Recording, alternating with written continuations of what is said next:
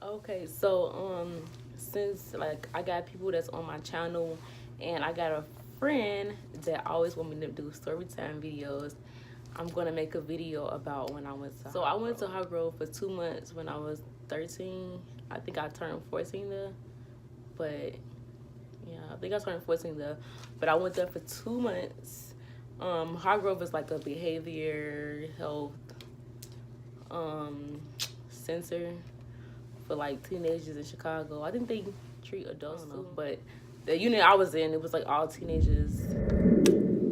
Okay, in this video, I'm not really gonna explain like what happened, like why I went there, cause like that's like more like a serious conversation, and I might do that in another video. But in this video, I'm gonna tell like some of the stuff I experienced, some of the people that I met, like the rules, and like if I still talk to people that I met there to this day, which I really do. It's one girl that I met there, and she was like so cool and so rebellious, and she was a real sweet girl, but she got in trouble a lot.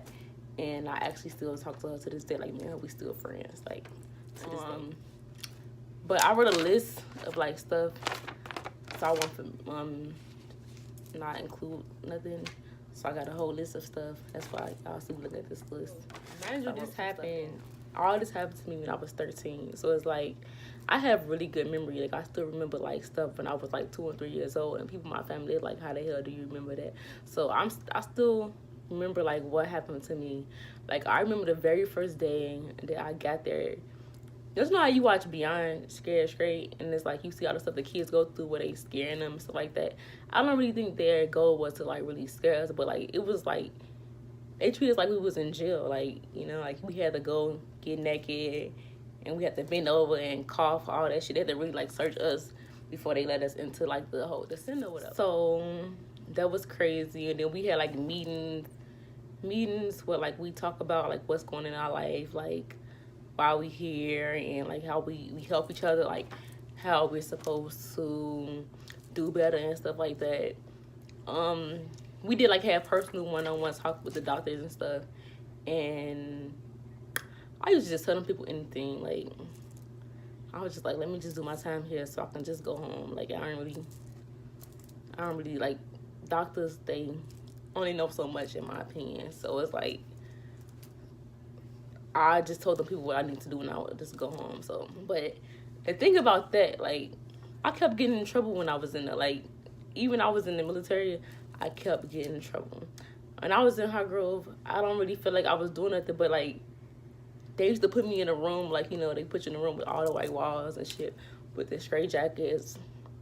Man, I was there for 2 months. They used to always put me in a damn room, and like, I didn't have no privileges. Like, I couldn't watch movies, I couldn't go outside, couldn't play. I think I played games like a few times, but like the real good privileges, I couldn't do it. And it's like, to me, it's like, I don't know. I don't know.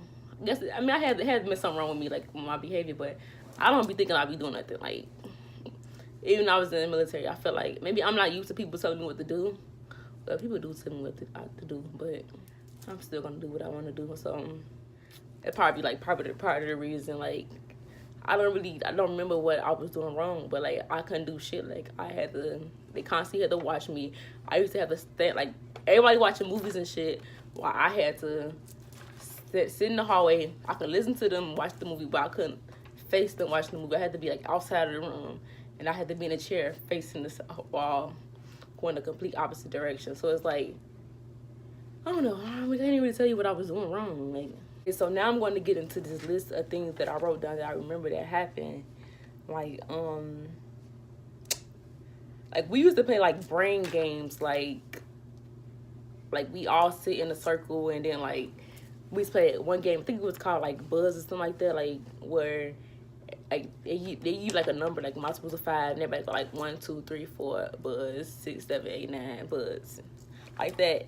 And I think that game was to show like how people brain work on drugs. Like I don't do no drugs and shit. Like I don't do no drugs. Like I didn't even start drinking until I started dancing, but I didn't do no drugs. So it was me, this one girl, like she was like a Mexican, a white girl. She was like so sweet, so innocent.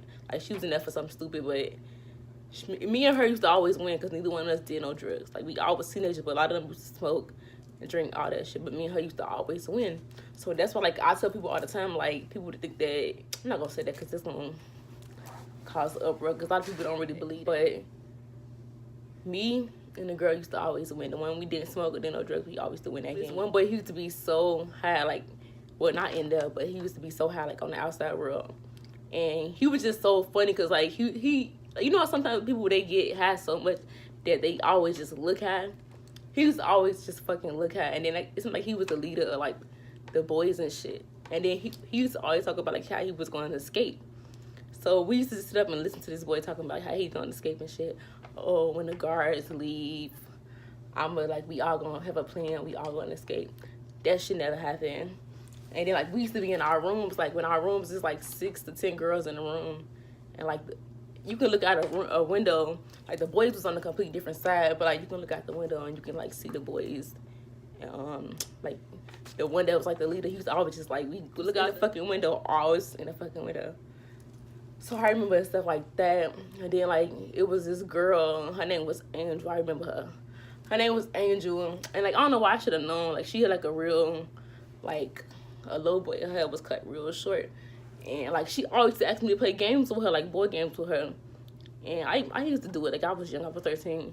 I just played board games with her. But she's always just staring at me, like, maybe playing games. She's just staring at me, like, I'm looking like, what the fuck is up with her? And then they told me, it was like, yeah, you know she's gay. And you know she like you. I'm looking like, so I thought, like, you know, I'm young. I ain't know nothing about no lesbian, no gay shit. So after that happened, I was like, I ain't finna even be cool with her no more. Like, it was this one crazy, it was one girl, I ain't gonna say crazy girl. It was this one girl in there. The reason that she was in there, because she used to, like, threaten her auntie. Like, she used to live with her auntie, and they used to, go through stuff at the house and stuff.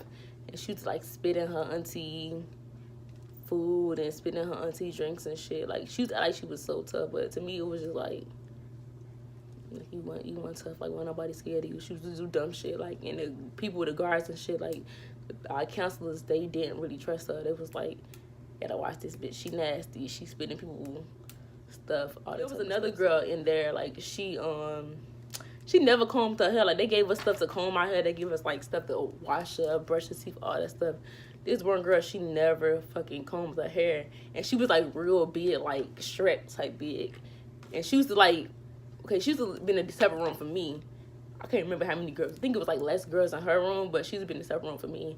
And you'd be sitting out there, you go and look, and this girl be sitting at the light, like, you know, sitting, like, at the door, like, flickering the lights, like, with her hair looking, like, Einstein and shit, like, looking all crazy and shit. So, I don't know, and I never really heard her really talk, like, in group and nothing like that. She was just doing some weird shit. And then it was one girl in there, like, she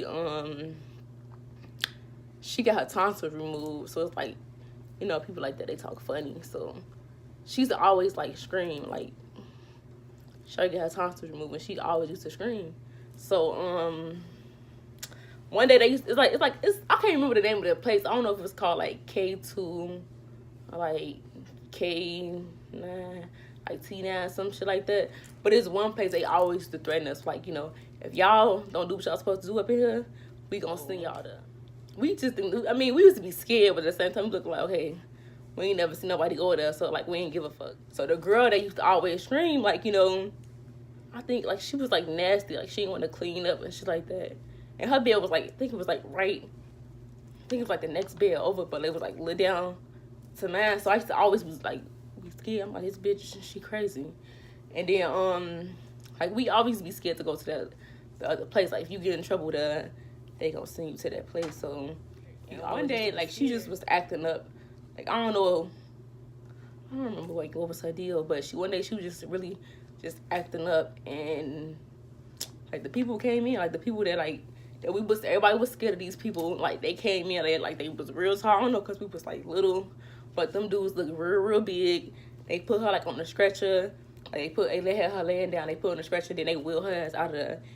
After that, we really used to act, like, good as hell. I'm like, damn, they ain't talking shit. These people really real. Like, these people really shipping us out of here. Okay, it was this one girl in there, like, she was, like, 14. She was like 14 or 15, but she was like real pretty. Like she looked real exotic and stuff. She was real pretty. And then she was in there just because I think she said her family thought that she used to be a stripper. And she was like 14, 15. Oh, my mom think like we asked her like what happened with you and shit. She's like she was in that. Her mom thinks she was a stripper. I'm like, why she think that? And she was like, oh, she found a bag with like heels and money. I'm looking like, well, bitch, it's like you was a stripper to me. I was young, but I'm looking like, she really like a stripper. Like she was real pretty. Like you could tell like she had that real like seductive look. But to be 14, I was like, yeah, you probably is a stripper. And there's one girl, the one that I'm still close with to this day. Like she like we still be talking to, and then like I remember her. I ain't gonna say her name, but she actually danced. Like I ran into her like twice dancing. Like once I was 19, like, that's a whole different story. But it's a club in Chicago. I had worked to like, cause I got hired there, but I didn't mean to get hired. I was going there for support for somebody else. So I didn't try to get hired there, but I went there. I got hired. The girl that I had met from Hartgrove, she was in there too, and like me and her, we was both like flipping out, like about because we hated this shit. Like everybody was getting on our fucking nerves. We both were flipping out, and I look over, and it was her. That's the first time I saw her. It's like from 13 to 19. That was the first time I ever saw her. So I quit. Like I don't know if she kept dancing, but I know I quit. I didn't start dancing again until I turned like I think 22. So I met her again, like in the club in Miami. I met her again, and to this day, like me and her, we still cool. We still close. Like we still talk about the whole Hartgrove shit. We still make jokes about it. Because she used to cause trouble up in Hartgrove. Like, everybody knew her. She used to just say whatever. She used to be so loud and just say whatever. She wasn't a bad person, but at the same time, like, she wasn't scared of nobody. So it's like, me and her, we came real close to there. She be finessing, too. Yeah, we used to be able to call home. Like, I was there for 2 months straight. Like, we actually, like, they wanted us to learn stuff, like they taught us, like, it was, like, kind of like we still was, like, in school. They taught us certain stuff. Like, we had to eat breakfast. Like, it was kind of like jail. Like, how you know you in jail? Like, they make you eat at a certain time. They make you lunch at a certain time. Like, it was really like jail. We only had to call home at certain times. But that shit it was 2 months, but it really didn't seem like it was that long. But it was for 2 months. And, like, maybe I'll make a video another time explaining, like, why I went to... if I'm ready to share that. But I never told nobody, like, about my whole Hartgrove experience. A lot of people don't even know I even went there. I don't be telling people shit. Because a lot of stuff goes on in my life. It's just all happened so fast. So it's like, it's no reason why I haven't told anyone. But I just never got to the point of, like, really just, oh, yeah, I went to Hartgrove. And I don't think it's cute. So it's like, I never just told nobody that shit. So, but eventually, I guess I'll make a video explaining why I went there. But that's it. That's my experience at Hartgrove.